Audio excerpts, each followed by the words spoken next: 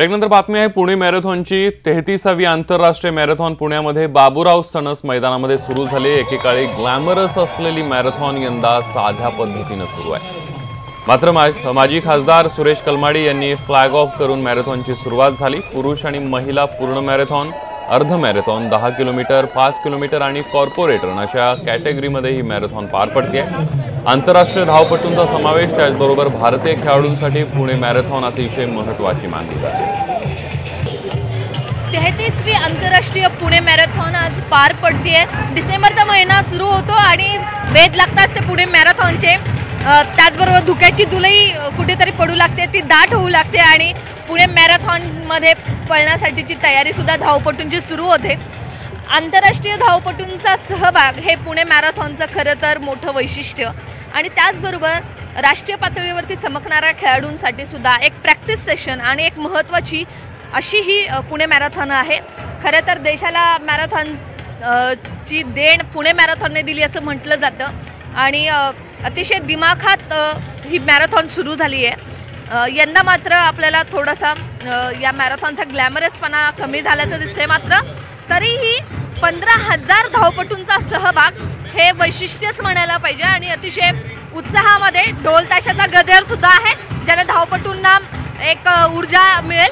42 kilometre marathon, अर्ध marathon 21 kilometre स्त्री आणि पुरुष, त्याचबरोबर कॉर्पोरेट मॅरेथॉन, नागरिकांसाठी 5 आणि 10 किलोमीटरचा रन आणि त्याचबरोबर वैशिष्ट्यपूर्ण असणारा हा रन जो आहे, या सगळ्याच कॅटेगरीमध्ये यंदा ही स्पर्धा पार पडतीये। नेमकं यावेळेस आता इथिओपिया किंवा केनिया यापैकी कुठल्या देशाचा खेळाडू बाजी मारतोय याकडे अर्थातच लक्ष आणि त्याचबरोबर भारतीय खेळाडूंची, भारतीय धावपटूंची याच्यामध्ये नेमकी कामगिरी काय असेल याकडे सर्वांचं लक्ष आहे। व्हिडिओ जर्नलिस्ट सचिन जाटेसह हालिमा कुरेशी, न्यूज 18 लोकमत, पुणे। प्रशांत गौरकर हे दिव्यांग सुद्धा मोठ्या उत्साहामध्ये या मॅरेथॉनमध्ये सहभागी झाले होते। माजी सैनिक असलेल्या गौरकर यांचे दोन्ही पाय सेवेदरम्यान गेले होते। कृत्रिम पायांच्या सहाय्याने ते चालू लागले। आता त्यांनी आपल्या जिद्दीच्या जोरावर मॅरेथॉनमध्येही सहभागी होणं सुरू केलंय। पुणे मॅरेथॉनमध्ये त्यांनी 5 किलोमीटर गटातून स्पर्धा पूर्ण केली। मी करू शकतो तर तुम्ही का नाही, असं ते म्हणतात। पाहणार आहोत काही वेगवान घडामोडी। मध्य रेल्वेवर आज मस्जिद स्थानकातील जुना पादचारी पूल पाडून नवीन पूल बांधण्यासाठी विशेष ब्लॉक घेतला जाणार आणि त्यासाठी 4ही मार्गांवर सकाळी 10:30 ते सायंकाळी 4:30 दरम्यान मेगा ब्लॉक असणार आहे। कोकण रेल्वे मार्गावर धावणाऱ्या गाड्यांचे वेळापत्रकांमध्ये आजपासून 2 जानेवारीपर्यंत बदल करण्यात आलेले आहेत। मुंबई करमाळी तेजस एक्सप्रेस आणि दादर मडगाव जनशताब्दी एक्सप्रेस या गाड्यांच्या वेळांमध्ये बदल होणार आहे। डोंबिवलीमध्ये तिरुपती बालाजीचा विवाह सोहळा पार पडला। उद्धव ठाकरे आणि आदित्य ठाकरेंनी या सोहळ्याला हजेरी लावली होती। यावेळी 1 लाखापेक्षा जास्त डोंबिवलीकरांनी उपस्थित राहून या नेत्रदीपक सोहळा अनुभवला। 1 लाखापेक्षा जास्त डोंबिवलीकर या सोहळ्याला उपस्थित होते। कल्याणमध्ये आगरी कोळी महोत्सवाची सुरुवात झाली आहे। महोत्सवाला शर्मिला ठाकरे यांनी हजेरी लावली। या महोत्सवाच्या माध्यमातून आगरी कोळी संस्कृतीचं दर्शन घडवलं जाणार आहे। विविध प्रकारची सुकी मासळी, मसाले आणि आगरी कोळी खाद्यपदार्थ यांचीही महोत्सवात रेलचेल असणार आहे। कल्याणमध्ये आयोजित करण्यात आलेल्या आगरी कोळी महोत्सवाला तुफान प्रतिसाद मिळताना दिसतो। या महोत्सवाच्या माध्यमातून आगरी कोळी संस्कृतीचं दर्शन घडवलं जाणार आहे। या महोत्सवादरम्यान ब्रास बँडच्या तालावर महिलांनीही उत्स्फूर्तपणे ठेका धरला। खारघरच्या सेक्टर 4 परिसरामध्ये शी इज मिसिंगचे पोस्टर्स लावण्यात आले होते। यामध्ये महिलेचा चेहरा दाखवण्यात आला नव्हता, ही कुणाचाही संपर्क क्रमांक दिलेला नव्हता। हे पोस्टर ज्या भागामध्ये लावण्यात आले तिथे एक नामांकित कॉलेजही आणि त्यामुळे हे कुणी विद्यार्थ्याचं काम आहे का याचा तपास पोलीस करतायत। जे रुग्णालयाच्या बालरुग्ण विभागामध्ये 19 महिन्यांमध्ये तब्बल 704 लहान मुलांचा मृत्यू झाल्याची धक्कादायक माहिती उघड झाली आहे। रुग्णालयाच्या मृत्यू दाखला विभागाने दिलेल्या माहितीच्या अधिकारामध्ये हे वास्तव पुढे आलंय।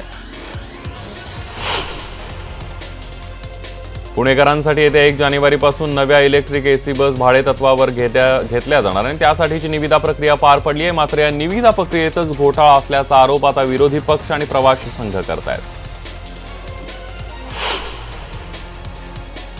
सापाशी खेळ करणं महागात पडलेलं आहे. सापाशी खेळ करणं उल्हासनगर मधल्या मुलांना महागात पडले. उल्हासनगर मधल्या मुलांनी हा असा घोणस जातीचा सापाशी खेळ सुरू केला होता. एक जण काठी घेऊन सापाचं तोंड उघडायचाही प्रयत्न करत होता. दरम्यान हा खेळ करताना सापानं एकाला दंश केलाय. उल्हासनगर रेल्वे स्थानकाजवळच्या मोबाईलच्या दुकानात चोरी करत असतानाची घटना सीसीटीव्ही मध्ये कैद झाली आहे. मोबाईलचं कव्हर घेण्याच्या बहाण्यानं हा पठ्ठ्या दुकानात शिरला आणि त्यानं अवघ्या काही सेकंदात मोबाईल रॅकमधून मोबाईल लंपास केले. बिहारहून मुंबई ठाण्यामध्ये विविध व्यवसायात काम करण्यासाठी 38 बाल कामगारांना आणण्यात आलं होतं. त्यांची शनिवारी सुटका करण्यात आली आहे. पालवी चाइल्ड लाईन, प्रथम स्वयंसेवी संस्था आणि रेल्वे पोलिसांच्या मदतीने ही कारवाई करण्यात आली आहे. कल्याण पश्चिम रेल्वे स्थानकाजवळ उभ्या असलेल्या जायलो कारला अज्ञात व्यक्तीनं आग लावली. ही आग लावतानाची दृश्य सीसीटीव्हीत कैद झाली आहेत. ही आग अग्निशमन दलाने वेळीच आटोक्यात आणल्यानं मोठा अनर्थ टळला.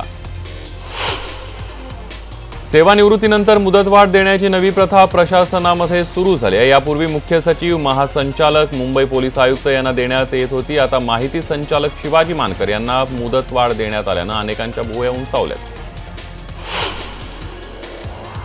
धुळे महानगरपालिकेच्या निवडणुकीमध्ये भाजपच्या जाहीर सभेमध्ये मंत्र्यांच्या उपस्थितीत वीज चोरीचा प्रकार समोर आलाय. सहकार मंत्री सुभाष देशमुख यांचे प्रभाग क्रमांक 1 मध्ये जाहीर सभा ठेवण्यात आली होती. या सभेसाठीच्या मुख्य मंचावर प्रकाश टाकणारे फोकस हे वीज चोरीच्या माध्यमातून घेण्यात आले होते. जळगाव रनर्स ग्रुपच्या वतीनं खानदेश रन 2018 मॅरेथॉनचं आयोजन करण्यात आलंय आणि केवळ जळगावच नव्हे तर संपूर्ण खानदेशातून 4000 जणांनी यामध्ये आपला सहभाग नोंदवला. 10 किलोमीटर, 5 किलोमीटर आणि 3 किलोमीटर अशा 3 गटामध्ये ही स्पर्धा आयोजित करण्यात आली होती. शहरातील सागर पार्क पासून या स्पर्धेला सुरुवात झाली. या मॅरेथॉनमध्ये पुरुषांपेक्षा महिलांची संख्या जास्त होती.